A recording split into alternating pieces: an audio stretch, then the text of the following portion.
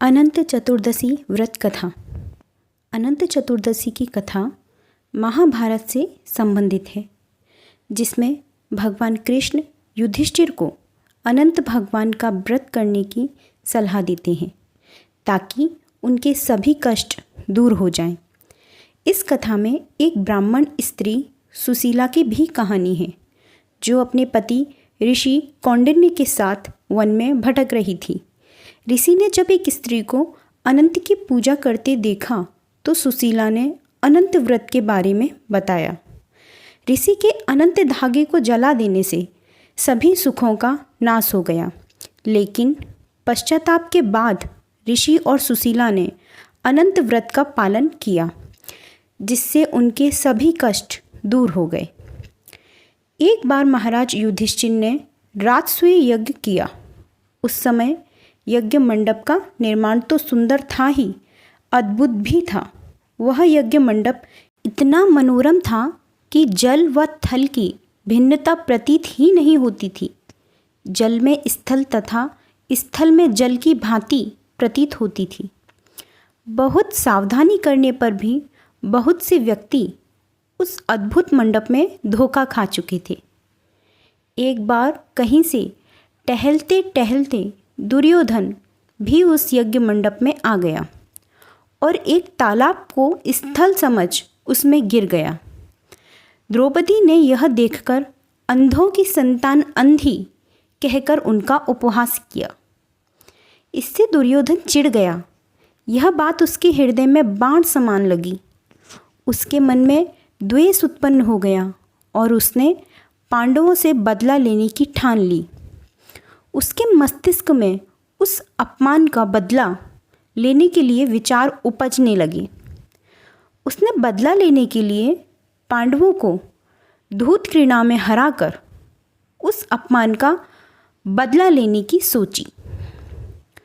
उसने पांडवों को जुए में पराजित कर दिया। पराजित होने पर प्रतिज्ञा अनुसार पांडवों को 12 वर्ष के लिए वनवास भोगना पड़ा। वन में रहते हुए पांडव अनेक कष्ट सहते रहे। एक दिन भगवान कृष्ण जब मिलने आए, तब युधिष्ठिर ने उनसे अपना दुख कहा और दुख दूर करने का उपाय पूछा।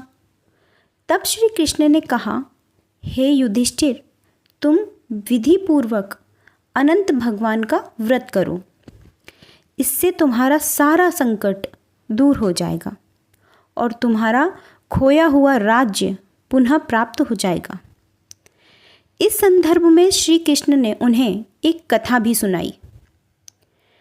प्राचीन काल में सुमंत नाम का एक नेक तपस्वी ब्राह्मण था। उसकी पत्नी का नाम दीक्षा था। उसकी एक परम सुंदरी, धर्मपरायण तथा ज्योतिर्मयी कन्या भी थी, जिसका नाम सुशीला था। सुशीला जब बड़ी हुई तो उसकी माता दीक्षा की मृत्यु हो गई। पत्नी के मरने के बाद सुमंत ने कर्कसा नामक स्त्री से दूसरा विवाह कर लिया। सुशीला का विवाह ब्राह्मण सुमंत ने कौंडिन्य ऋषि के साथ कर दिया। विदाई में कुछ देने की बात पर कर्कसा ने दामाद को कुछ ईंटें और पत्थरों के टुकड़े बांध कर दे दिए। कौंडिन्य ऋषि दुखी हो अपनी पत्नी को लेकर अपने आश्रम की ओर चल दिए, परंतु रास्ते में ही रात हो गई। वे नदी तट पर संध्या करने लगे। सुशीला ने देखा वहाँ पर बहुत सी स्त्रियां सुंदर वस्त्र धारण कर किसी देवता की पूजा कर रही थीं। सुशीला के पूछने पर उन्होंने विधि पूर्वक अनंत व्रत की महत्ता बताई। सुशीला ने वहीं उस व्रत का अनुष्ठान किया और 14 गांठों वाला डोरा हाथ में बांधकर ऋषि कौंडिन्य के पास आ गई। कौंडिन्य ने सुशीला से डोरे के बारे में पूछा तो उसने सारी बात बता दी। ऋषि कौंडिन्य ने डोरी को तोड़कर अग्नि में डाल दिया। इससे भगवान अनंत जी का अपमान हुआ। परिणामतः ऋषि कौंडिन्य दुखी रहने लगे। उनकी सारी संपत्ति नष्ट हो गई। इस दरिद्रता का उन्होंने अपनी पत्नी से कारण पूछा तो सुशीला ने अनंत भगवान का डोरा जलाने की बात कही। अब पश्चाताप करते हुए ऋषि कौंडिन्य अनंत डोरे की प्राप्ति के लिए वन में चले गए। वन में कई दिनों तक भटकते भटकते निराश होकर एक दिन भूमि पर गिर पड़े।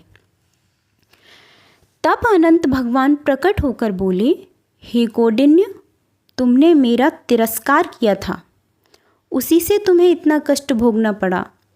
तुम दुखी हुए, अब तुमने पश्चाताप किया है, मैं तुमसे प्रसन्न हूँ। अब तुम घर जाकर विधि पूर्वक अनंत व्रत करो। 14 वर्ष पर्यंत व्रत करने से तुम्हारा दुख दूर हो जाएगा, तुम धन धान्य से संपन्न हो जाओगे। कौंडिन्य ने वैसा ही किया और उन्हें सारे क्लेशों से मुक्ति मिल गई।